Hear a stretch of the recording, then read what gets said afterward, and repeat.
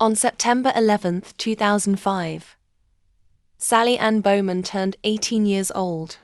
She was a vibrant, ambitious young woman standing 6 feet tall with bright eyes, dreams of gracing the cover of Vogue, and a budding career as a fashion model and hairdresser. She had just been featured as the face of Swatch watches and modeled at London's Alternative Fashion Week. She had her entire life ahead of her.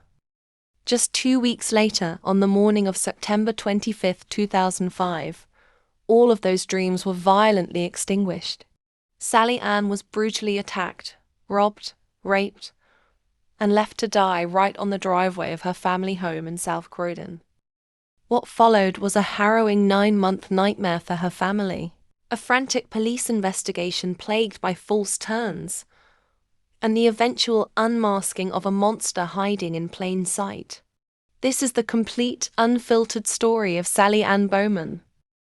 To understand how a routine night out turned into a national tragedy, we have to wind the clock back to Saturday, September 24, 2005. It was a milestone day for local chef Mark Dixie. It happened to be his 35th birthday. He spent the evening celebrating with friends at a local pub, drinking heavily and consuming lines of cocaine. He had no connection to Sally Anne Bowman at this point, but his path was about to catastrophically cross hers. Meanwhile, 18-year-old Sally Anne spent her Saturday evening with her older sister, Nicole, and a group of friends. At around 10 p.m., they headed to Lloyd's Bar in central Croydon, staying out and socializing until roughly 1 a.m. As the group parted ways, Sally Anne waited outside for a short while before taking a taxi to a friend's house. While out, she learned that her sister Nicole had gotten into a physical altercation nearby. Panicked and wanting to head home, Sally Anne contacted her ex-boyfriend, 24-year-old Lewis Sproston, asking him to pick her up. Sproston agreed. He drove into the Croydon town centre, picked Sally Anne up around 2:20 a.m., and drove her back to her residence at 25 Blenheim Crescent. Like many young couples navigating a recent breakup, the car ride was tense. An argument flared up between them, with both trading accusations of infidelity. It was a petty, emotionally charged dispute, but it was entirely normal for two young people going through a painful separation. At roughly 4 a.m., Sally Anne got out of Sproston's car and walked toward her house. Sproston, frustrated and angry from the argument, drove away into the night. He had no idea that by pulling away, he was leaving Sally Anne alone in the dark, mere steps from her front door, and straight into the path of a predator. Minutes after Sproston left, a quiet residential street became the setting for unspeakable violence. Mark Dixie, heavily intoxicated and roaming the South Croydon streets after his birthday celebrations, ambushed Sally Anne. She was violently dragged, robbed of her white Prada handbag, and subjected to a ferocious knife attack. The brutality was staggering. Sally Anne was stabbed multiple times in the neck and stomach with such force that the blade passed entirely through her body. As she lay dying or already dead, her attacker inflicted horrific post-mortem sexual indignities upon her, biting her body savagely before fleeing into the shadows. Hours later, the horrifying discovery was made on the driveway of Blenheim Crescent. Croydon was instantly plunged into a state of panic and grief. Naturally, homicide detectives focused their initial spotlight on the last person seen with her, her ex-boyfriend, Lewis Sproston. For 4 agonizing days, Sproston was held in police custody as the prime suspect. Tabloid newspapers splashed his face across headlines, painting a narrative of a vengeful ex-boyfriend. But Lewis Sproston was entirely innocent. When forensic specialists analyzed the physical and DNA evidence recovered from the crime scene, it completely exonerated him. After 4 tense days, Sproston was released without charge. The police were back to square one. The killer had vanished, leaving behind a grieving family, a terrified community, and a trail that quickly went cold. Weeks turned into months. 9 long months passed with no arrest, no definitive suspects, and mounting public pressure on Scotland Yard. For 9 months, Mark Dixie walked free, blending back into everyday life. He continued working as a pub chef, hiding his dark impulses behind an ordinary facade. The case might have slipped entirely into the abyss of unsolved British cold cases if not for a stroke of sheer coincidence and modern forensic science. In June 2006, nearly a year after Sally Anne's murder, Mark Dixie got into a violent street brawl outside a pub where he was working. Police were called to break up the fight, and Dixie was arrested alongside others involved. Following standard protocol for a violent arrest, officers took a routine DNA mouth swab from Dixie and logged his profile into the UK National DNA database. What happened next changed the course of British criminal history. Within days, the system flagged an exact, undeniable match. The DNA profile of Mark Dixie matched the biological samples recovered from the brutalized body of Sally Anne Bowman.